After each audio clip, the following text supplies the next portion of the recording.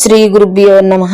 మద్గురుదేవులు చినరామచంద్రయార్లు వారి పాద పద్మములకు నమస్కరించుకుంటూ, శ్రీ సత్యానంద సత్యమయ్యార్లు వారికి నమస్కరించుకొని, శ్రీమద్భాగవత కృష్ణదేశకేంద్రులు వారు రచింపబడిన శక్తిద్వయ నిరాశకంబైన శుద్ధ నిర్గుణ తత్వ కందార్థ దరువుల నుండి 12వ అధ్యాయము బోధ పఠన లక్షణం నుండి 4వ కందార్థము క్రమసంఖ్య 202.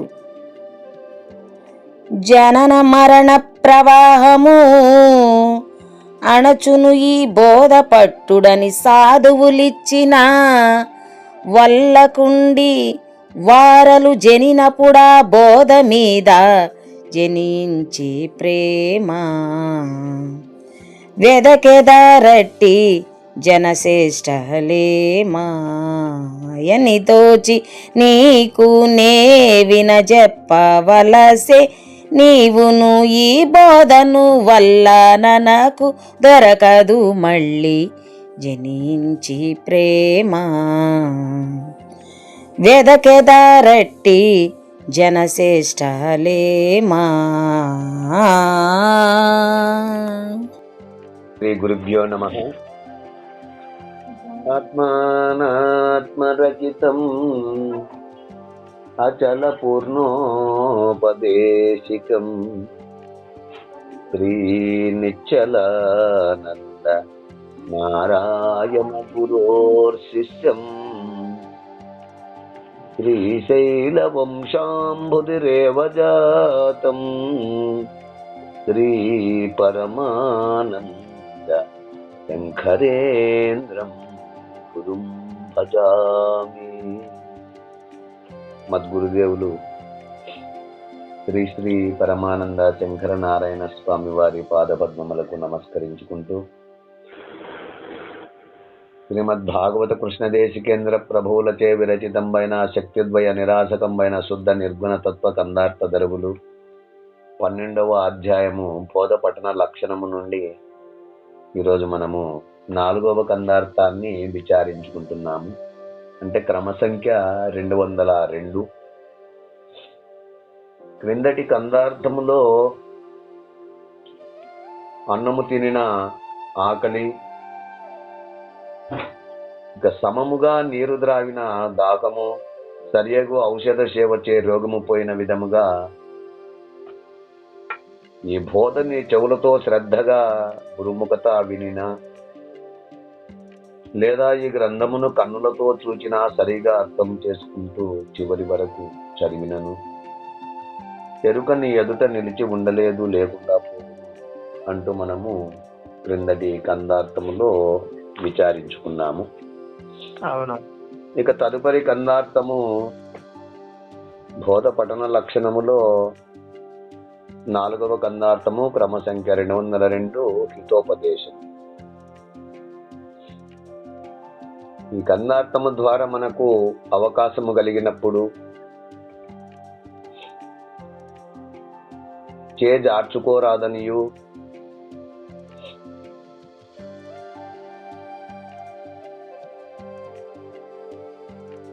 చాలా మంది బోధ చివరి కాలములో తెలుసుకోవచ్చులే, ఇప్పుడే అంత తొందర ఎందుకు అని వచ్చిన సదావకాశమును వృధా చేసుకొని కాలయాపన, ఆ సదావకాశము మళ్ళీ లభించినప్పుడు, గురువు లభించినప్పుడు వృధా చేసుకుంటూ ఉంటారు. అట్లు చేయకూడదని ఈ కందార్థము ద్వారా మనకు హెచ్చరించుతున్నారు. ఈ పద్యము శిష్యుని ఉద్దేశించి చెప్పినట్లుగా ఉన్న శిష్యునికి మనము గ్రహించరాదు, మనకే ఉద్దేశించి చెప్పినట్లుగా గుర్తించవలేను అంటూ మనకు ఈ కందార్థము ద్వారా తెలియజేస్తున్నారు. జనన మరణ ప్రవాహము అనుచును ఈ బోధ పట్టుడని సాధువులిచ్చిన నొల్లకుండి వారలు జనినపుడా బోధ మీద జనించి ప్రేమ వెదకదారట్టి జనశ్రేష్టాలేమా అని తోచి నీకు నే వినజెప్పవలసే, నీవును ఈ బోధను వల్లననకు దొరకదు మళ్ళీ జనిజించి ప్రేమ. వెదకదారట్టి జనశ్రేష్టాలేమా. శిష్య, గురుదేవా, జనన మరణ ప్రవాహము. ఇక్కడ జనన మరణ ప్రవాహము అనగా పుట్టుట చచ్చుట, తిరిగి మరలా పుట్టుట మరలా చచ్చుట అను లక్షణములు కలిగిన ఎరుక. పునరపి జననం పునరపి మరణం. పునరపి జననం పునరపి మరణం. జాతస్య ధ్రువో మృత్యు ధ్రువం జన్మ మృతస్య చ.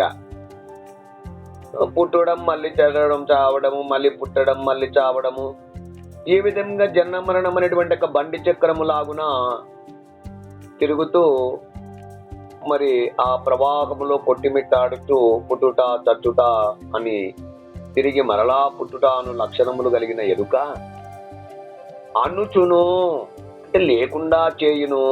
దేని లేకుండా చేయును? ఈ రాకడా పోకడనంటే పుట్టుట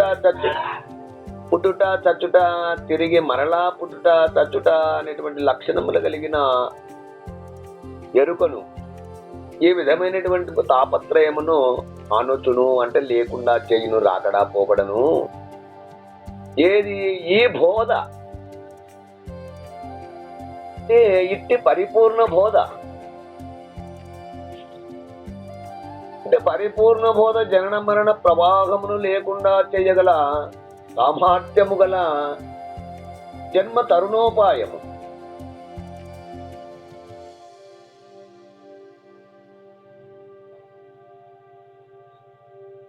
మానవ జన్మ యొక్క ముఖ్య ఉద్దేశము జనన మరణ భ్రాంతిరహిత విధానమే. కనుక పట్టుడని విని దృఢపరుచుకొనుండని సాధువులిచ్చిన ఆ పరిపూర్ణ బోధ యందు ఆరుడత కలిగి ప్రచారము చేయు గురువు ఉపదేశించగా, అంటే ఇట్టి అపూర్వమైన అరుదైన భావమును సాంప్రదాయ పద్ధతి యందు గల గురు శిష్య న్యాయముచే తాము దృఢపరుచుకొని గురువు ఆజ్ఞానుసారముగా అల్లోక కళ్యాణము కొరకు అప్రచారము చేయుటకు ఒక బాధ్యతగా స్వీకరించి ఉపదేశించు గురువులు వల్లకుండి పట్టుడు అంటే ఆ బోధ దగ్గరికి రాలేక, వల్లకుండి స్వీకరించలేక, వినక, ఎన్ని విధములుగా చెప్పినా వినక,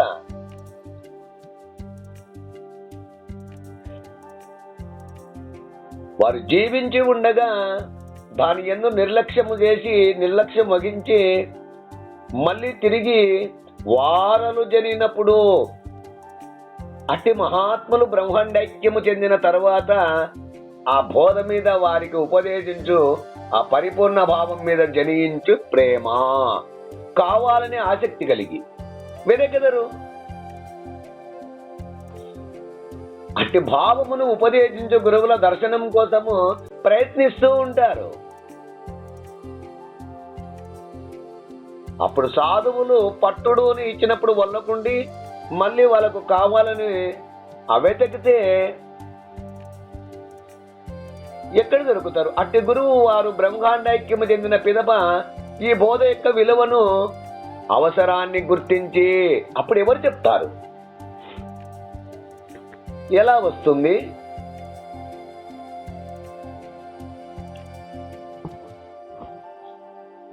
ఆ గురువులు వెళ్ళిపోయిన తర్వాత కొంతకాలము గడిచిన తర్వాత ఆ బోధపై ఇష్టం కలిగి గ్రహించవలనని కోరికతో బోధ చెప్పే గురువుల కొరకు దేశమంతా వెతికెదరు. ఎట్లుంటుంది అంటే ఒక బూరుగు చెట్టు మనకు ఇంటి ముందల ఒక తెల్ల జిల్లేడు చెట్టు ఉంటుంది. ఆ తెల్ల జిల్లేడు చెట్టు యొక్క విత్తనము కానీ ఆ పుష్పము పూజలకు పనికొస్తుంది. విత్తనము కూడా అనేక ఔషధాలకు ఉపయోగించుకుంటారు. అవును. అప్పుడు ఆ విత్తనము అక్కడ దాని ఉపయోగము దాని విలువ తెలియక అప్పుడే ఆ ఊరంతా కలిసి ఆ ఒక చెట్టే ఉంది వాళ్ళ ఇంటి ముందు. ఇది మంచి ఔషధం ఇచ్చేది అని దాని విలువ తెలియక అప్పుడు దానికి బాగా కూకుటేరుతో సహా కొట్టేశారు. మళ్ళీ దాని అవసరం అన్నప్పుడు ఎక్కడ తిరిగినా దొరకలేదు. అప్పుడు అడవంతా తిరిగాడు. అడవంతా తిరిగినా కూడా ఎక్కడ దొరుకుతుంది? అవసరం పడి వెతికినప్పుడు దొరకదు. అట్లుగా ఆ గురుమూర్తి బ్రహ్మాండైక్యము చెందిన తరువాత అప్పుడు నాకు కావాలి బోధ అని ఇష్టం కలిగి ఆ గురువు కోసం వెతికితే దేశమంతా వెతికినను కూడా ఎక్కడ దొరుకుతారు? జనశ్రేష్ఠులు ఏమాయని తోచి ఇట్టి విచిత్రమైన ప్రవర్తనతో కూడిన జీవిత విధానము చూసి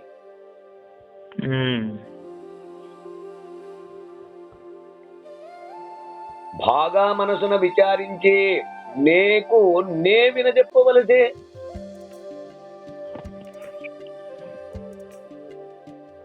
నీకు నే వినజెప్పవలసే. ఇంత స్పష్టంగా నేను వివరించి చెప్పుటలో ఉద్దేశం ఇదే.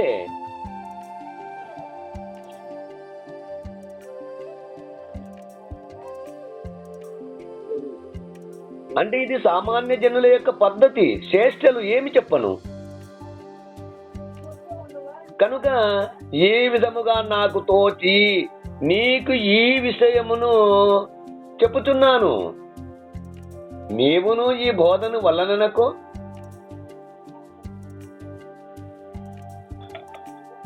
నా అభిప్రాయమును గ్రహించి నీవు ఈ బోధ వినుటయందు ఎటువంటి నిర్లక్ష్యం చెయ్యకు. దొరకదు. మళ్ళీ దీపం ఆరిన తర్వాత వస్తువు నిలబడుకున్నట్టుగా ఉంటుంది.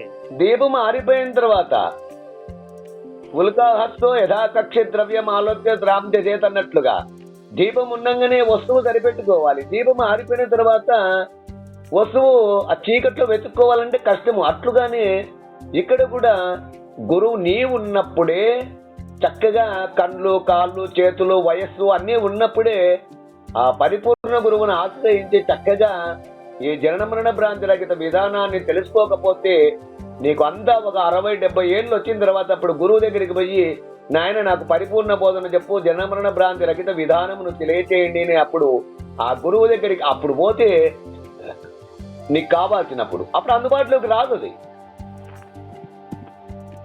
ఎందుకు? నీ వయసంతా ఉడికిపోయింది కనుక నీవును ఈ బోధ వద్దనకుము. నీకు కావాలనుకున్నప్పుడు దొరకదు మళ్ళీ సుమీ అంటూ ఈ పద్యములో హెచ్చరించినట్లుగా మనకు తెలియజేస్తున్నారు. ఈ కన్నార్థ భావాన్ని మీరు కూడా అందుకుంటారని కోరుకుంటూ జై గురుదేవ. జై గురుదేవ. జై గురుదేవ. జై గురుదేవ. జై గురుదేవ. జై గురుదేవ.